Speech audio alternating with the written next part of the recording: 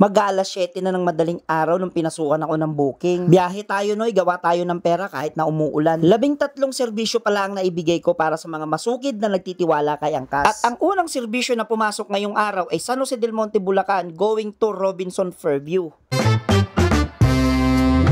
Inabutan ko kagad si ma'am ng shower cap. Sumunod ay yung pangmalakasang helmet. Sumakay na kagad si ma'am. Okay na po.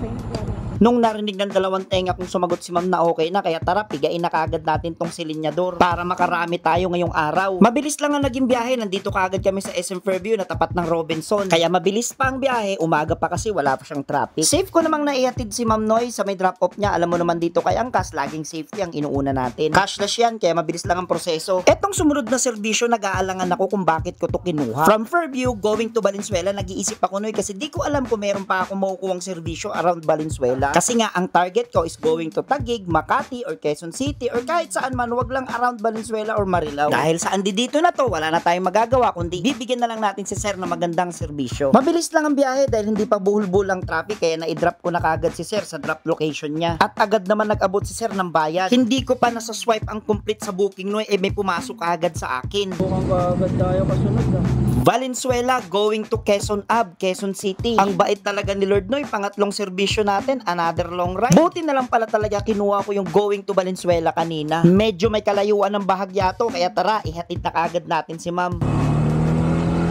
Isang oras mahigit din na naging biyahe Noy kasi sobrang traffic sa may C5. Ganun pa man, all goods and safe pa rin nahatid natin si ma'am dahil sa mahusay na serbisyo. Pangapat na serbisyo Noy, Angkas padala. Kinuha ko na, baka makuha pa ng iba, sayang. Pagkaabot ni Sir ng item, agad kong piniga yung silinyador. At dahil sa padala to at wala tayong bitbit na tao, pwede nating ihataw ang takbo pero dapat kasama pa rin ang pag-iingat. Pagkalipas ng 3 minuto na dapat ay 6 na minuto, natapos ko na kagad tong pang-4 na serbisyo. Pang-5 serbisyo Noy, 50 pesos, tinatawag na gurami, laban na to kahit malapit lang. 2 minuto lang ang nakalipas, natapos kagad natin ang pang-5 serbisyo. Tuloy-tuloy ang pasok ng booking Noy, nasa pang-6 na kagad tayo, maaga pa lang. Sa tingin ko papaldo ko ngayong araw kahit hanggang mamayang hapon, wag lang tamaan ng ulan. Kahit pag gurami lang, pwede na, kaysa wala. Yan ang hindi alam ng ibang angkas biker, nakakapili nila, nauubos ang oras nila. Doon na ako sa sigurado, ang mahalaga meron. O diba, ilang minuto lang, meron ka na kagad 50 pesos. Kaysa pili ka ng pili na alam ko hanggang ngayon wala ka pang nakukuhang booking. Nasa pang 7 serbisyo na tayo Noy, Quezon City to Quezon City lang to, dito sa may Visayas Avenue at ito ay card. Sunod-sunod talaga ang pasok ng booking kapag ka naka-auto accept ka. Huwag na nating patagalin pa, birahin na natin to. 5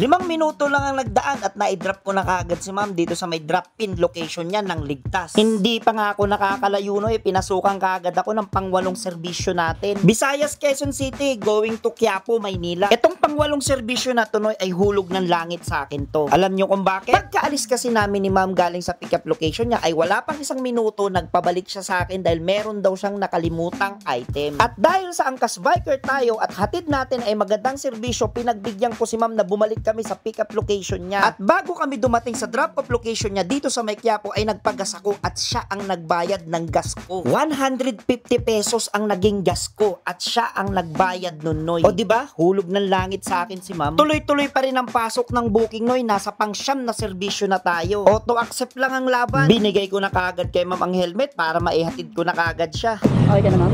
Pagkasagot ni ma'am ng opo, pagpikit ko, pagdilat ko, nasa drop off na kagad tayo. Pang-10 serbisyo Noy, Recto, going to Taft Avenue. Shower cap ka pa ma'am? Top ma'am no? Top station. Okay ka na ma'am? Tara na ma'am, at medyo umaambon-ambon na sa mga part na to. Mabilis lang ulit ang naging biyahe at naihatid ko na kagad si ma'am dito sa drop location niya. At hindi rin kagad nagtagal Noy, pinasukan kagad tayo ng pang-11 serbisyo.